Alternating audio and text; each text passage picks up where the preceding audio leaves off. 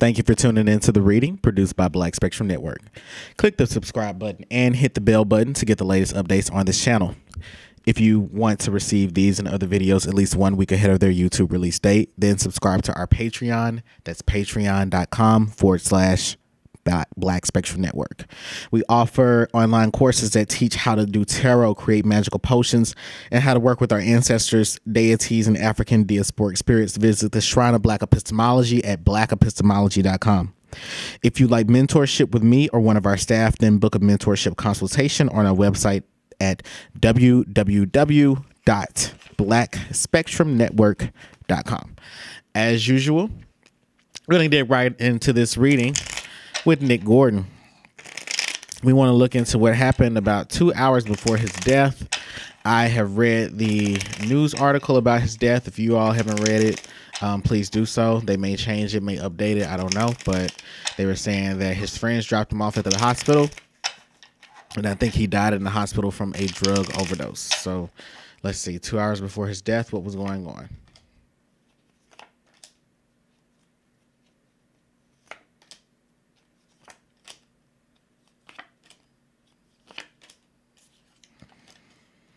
All right, so in the first position, I get the World card, which is saying that in his House of Spiritual Challenges, I'm seeing him with 4 friends.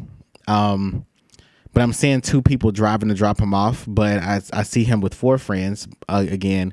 And I'm saying here that I see needles, not so much needles, but well, I don't know needles, but I see either a pipe needle. Look, I don't do fucking drugs, all right? So I don't fucking know. But there are 2 instruments that are used for drugs that I see him using at one time. And this is in his House of Spiritual Challenges, and it's the World card. So this is saying that this is saying that he was feeling restricted in some way, feeling like he had to learn a lesson about something. So he was using the drugs to feel like he had more freedom. So this is even prior to this is starting even before. Okay, so this is not talking about 2 hours. Okay, this is talking about just what transpired. But 2 hours before his death, so he knew he was going to pass away. I feel that 2 hours prior to his death, he was in like pain, like a kind of like a nausea. I don't know if you've ever been so drunk that you were like, shit, I don't want to be drunk anymore. But whatever type of drugs he did, he didn't want to feel it anymore. So he knew he was going to die. In the house of what needs to be organized, this is Whitney Houston. So he had a vision about Whitney Houston. He hallucinated and saw Whitney. The thing that I'm saying is that he saw her singing. He saw her singing, but he wasn't seeing a white light. But I do see that he saw a vision of her.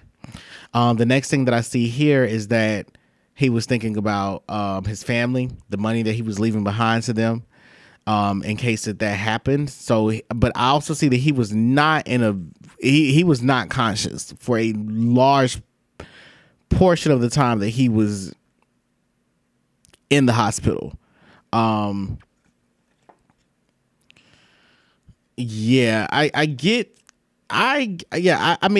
from this particular card that I get that he knew that his life was being stolen from him at a very young age.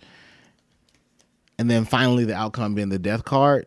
So yeah, so this is actually this is a surveillance camera reading. This is 2 hours leading up to his death. Like, the most important factor that I can indicate to you all is that he saw Whitney Houston. So I mean, that's a pretty powerful experience in itself. But we got more questions to ask about what's his name? Nick Gordon. All right, so did his friends really just drop him off at the hospital?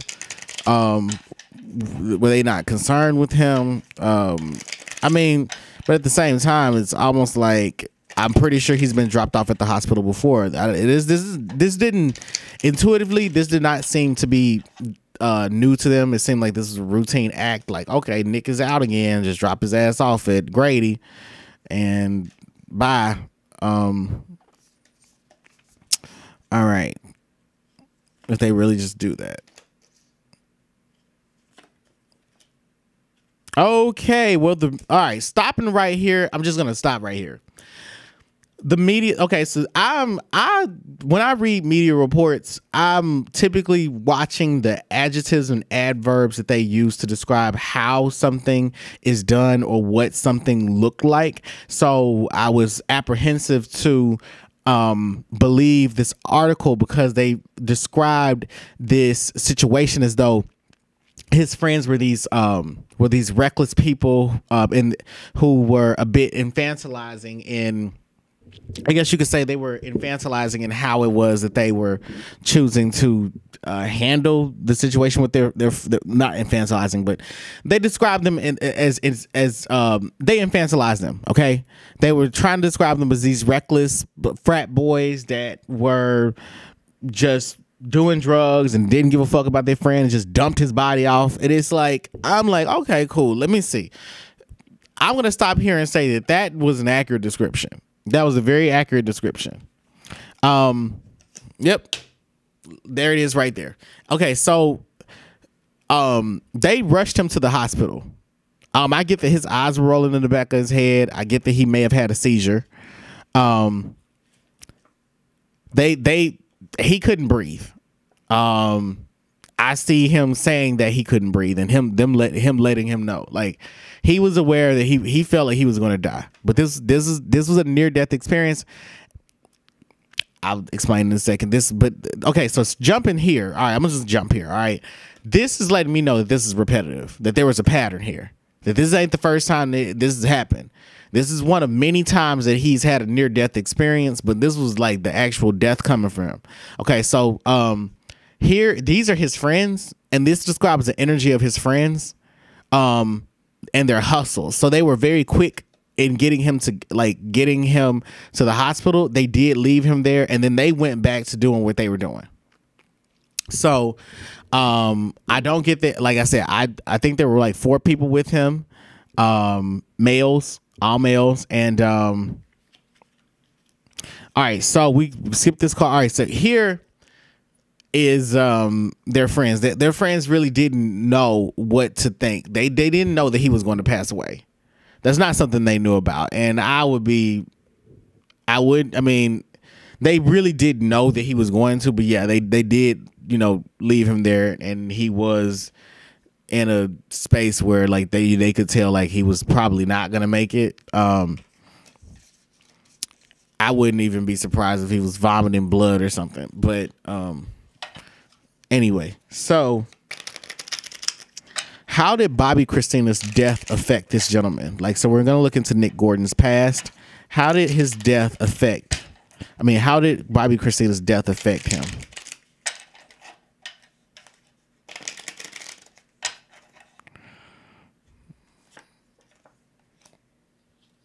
If you are trying to mentor under me, we're having my mentorship program is starting in February, the middle of February. It's going to be tarot and astrology. So you're going to learn how to do tarot and you're going to learn astrology.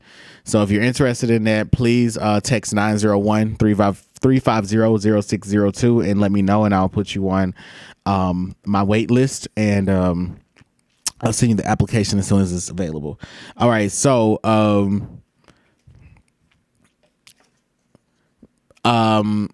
he was always pursuing her. He really loved her.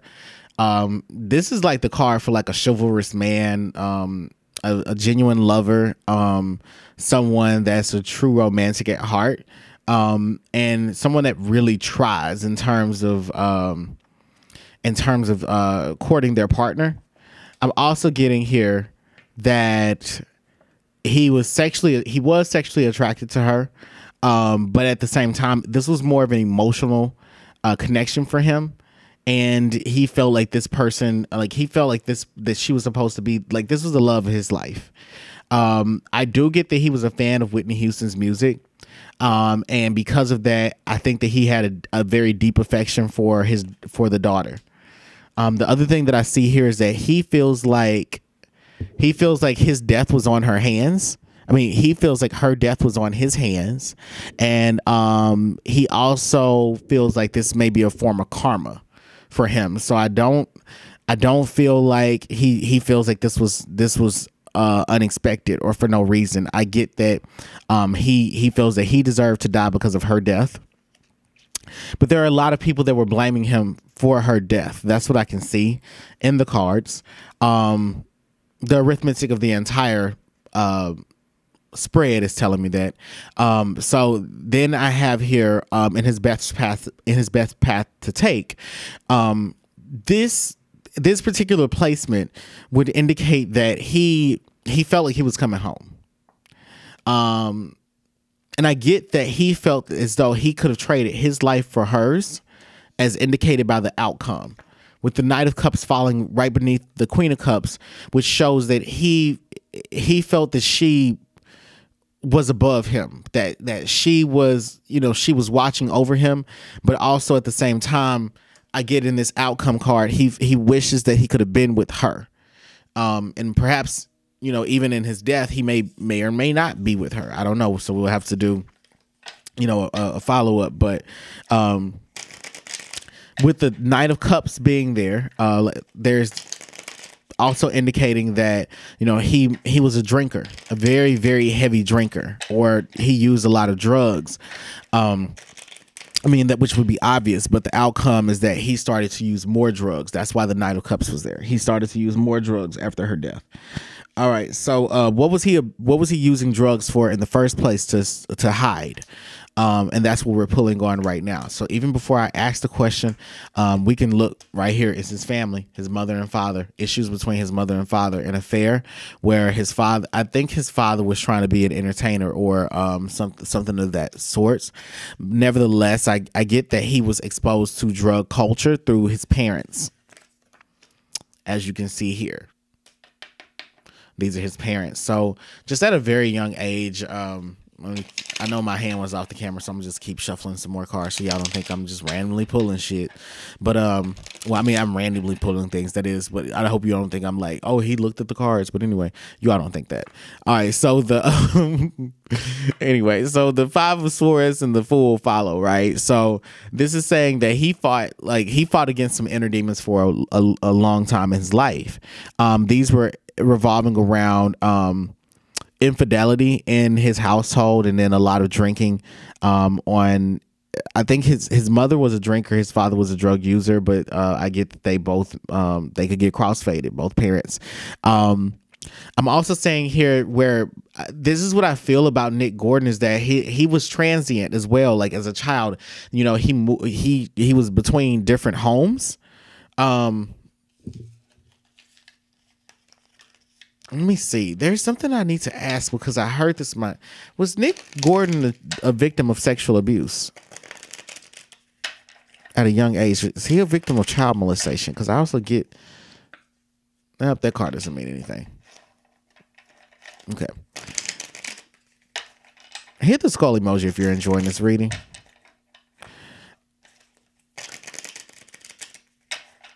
Okay.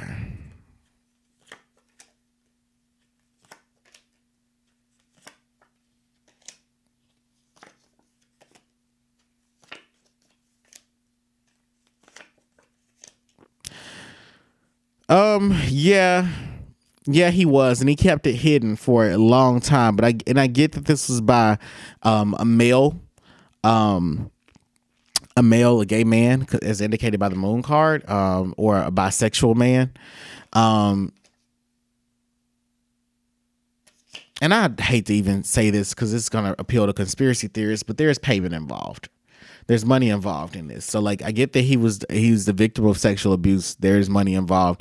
And I don't see drugs or anything, but I do see a man. I do see a man violating him. So yeah, I do see that. So I know people are going to ask this, and people are going to like, was this a suicide? Was this an overdose, an accidental overdose? Or was this narcotic sabotage? where somebody forced the drugs down his throat. Did his friends kill him? Who got to him? So let's see. Just to appeal to the conspiracy theorists. Let's see.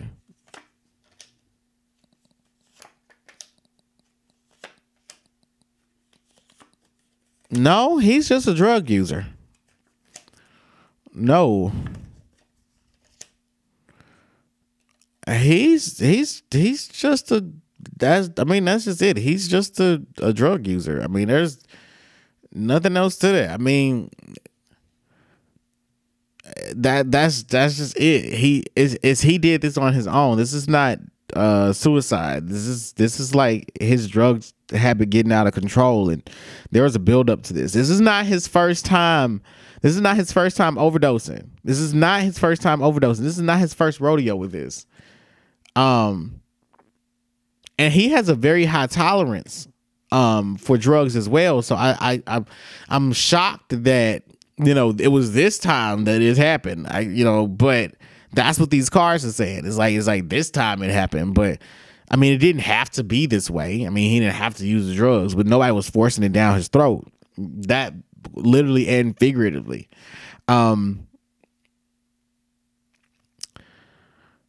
This Ace of Swords card also stands out to me in his House of Personal Truth and Inner Answers, because this is saying that he was using these drugs to achieve a higher sense of self. Like for him to, he was using these drugs so that he could find a new line of work, a new job, build a new connection. Like this is like using drugs because my money's fucked up. Okay. And, he didn't have any good friends around telling him no to stop doing this. A lot of the people that he kept around are like drug users themselves, and I don't want to just so much as like call them enablers or anything, but like yeah, that's what I get. All right, so now we want to know, is this a form of karma?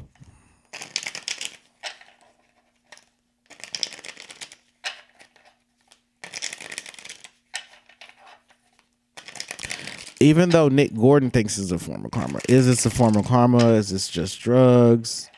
Because I mean, it's almost like a drug pyramid. I mean, you got Whitney died, and Bobby Christina, now he died. It's a triangle, you know, a pyramid. Like, who's at the top of the pyramid?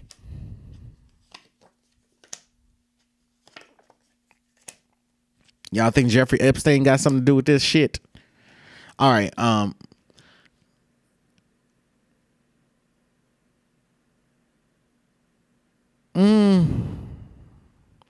This is not karma. It's just, this isn't karma. This is the law of cause and effect. I'm not exactly sure what Nick Gordon's age is or who he is as a playing card or anything. If I have my phone, maybe I can look it up. No, I don't have my phone on me. But this was in his life path. This was in his destiny. So just as Juice WRLD was a 3 of diamonds, and people that are 3 of diamonds have those real hard lives, and then they end up dying real soon, unexpectedly. This is to say, like, this spread is like, no, this is not karma. It's not karma because the high priestess is in the house of intuition. So this is a very powerful placement. This is a very, very, very powerful placement here.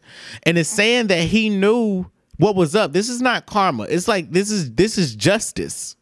This is justice. This is not like, oh, you reap what you sow. This is just like, this is not you reap what you sow in terms of you did something like the golden rule, treat others as though you like to be treated. You didn't treat Bobby Christina well, so we're going to kill you. No, this is, you didn't treat your body well. So no, he's responsible for this. He's a king of wands and the best path to take. So he could have put the pipe down. He knew what was up. He knew what was up. So no, I don't see any of that. I don't see that. All right, y'all. Y'all know what that means. Thank you for tuning into the reading produced by Black Spectrum Network. Click the subscribe button and hit the bell button to get the latest updates on this channel. If you want to receive these and other videos at least 1 week ahead of their YouTube release date, then subscribe to our Patreon at patreon.com/Black Spectrum Network. We offer online courses that teach how to do tarot, create magical potions, and how to work with the ancestors, deities, and African Diaspora experience. Visit the Shrine of Black Epistemology at blackepistemology.com. If you like mentorship with me or one of our staff, book a mentorship consultation on our website at www.blackspectrumnetwork.com. We live in a time where the celebration and supernatural metamorphosis of our Black excellence is more than just a form of resistance to globalized white supremacy. Your journey does not end here. Make your next move your best move. I now leave you with these words of wisdom from the rapper Dreezy. Save it with me, y'all. Gave mercy to these hoes. What would Jesus do? I'm your reader, Nexo, and remember, the truth is always collaborative. Thanks for watching. So